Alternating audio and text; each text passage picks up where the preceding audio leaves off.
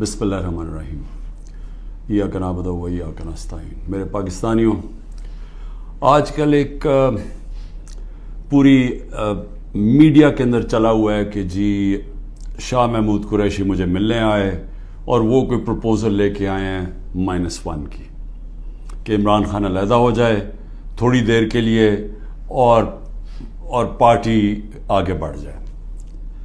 تو میں آپ سب کے لیے پہلے تو شاہ محمود کوئی اس طرح کی پروپوزل نہیں لے کے آئے، اور بات چیت ہوئی کہ ان کا جیل میں ٹائم گزرا، کس سے ملے، ہمارے کئی لوگ تھے جو ان سے ملنے آئے، تو وہ سب کی بات چیت ہوئی اور پھر آگے ہم نے کرنا کیا۔ لیکن میں آپ سب کو ذرا سمجھانا چاہتا ہوں کہ 2 طرح کی پالیٹکس ہیں، یہ آپ نے بڑا ضروری سمجھنا ہے، کیونکہ ایک پالیٹکس میں یہ -1 چلتا ہے۔ وہ کون سی پالیٹکس ہے؟ اس کو پاور پالیٹکس کہتے ہیں۔ وہ پالیٹکس ہوتی ہے اقتدار کی پالیٹکس۔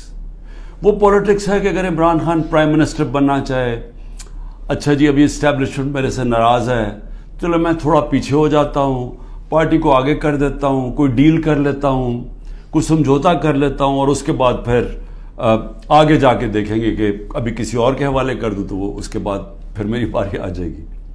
اس کو پاور پالیٹکس کہتے ہیں۔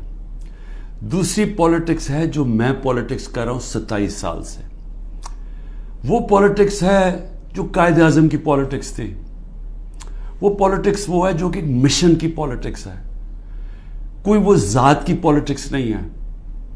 وہ پالیٹکس وہ ہے جو ہم سارے مسلمان انسپائر ہوتے ہیں ہماری نبی صلی اللہ علیہ وسلم سے، کہ انہوں نے بھی ایک مدینہ کی ریاست سنبھالی تھی، انہوں نے بھی مشکل وقت گزارا تھا، اور اس کے بعد انہوں نے دنیا کی تاریخ کا سب سے بڑا انقلاب لے کے آئے تھے۔ اور ہم تو کبھی ان کے اپنا سوچ نہیں سکتے کہ ان کے جوتوں کی مٹی کے قریب بھی ہوں، لیکن قرآن میں ہمیں حکم ہے کہ ان کی زندگی سے سیکھو، ان کی سنت سے سیکھو۔ وہ پالیٹکس بڑے مقصد کی ہے، وہ اپنی ذات سے ہٹ کے ہے، کہ میرے نبی صلی اللہ علیہ وسلم جب سارا عرب ان کے نیچے آ گیا تھا تو انہوں نے اپنا رہن سہن نہیں بدلا، وہ جدھر تھے ادھر ہی رہے، مقصد بڑا تھا۔ تو ہم تو ان سے انسپائر ہوئے ہیں۔ میں تو نہ پالیٹکس میں آتا ہی نہ کبھی، تو میں نے جو انصاف کی تحریک شروع کی تھی، یہ مدینہ، اور کہا تھا کہ اسلامی فلاحی ریاست ہمارا مقصد ہے، ہم مدینہ کی ریاست سے انسپائر ہوئے تھے۔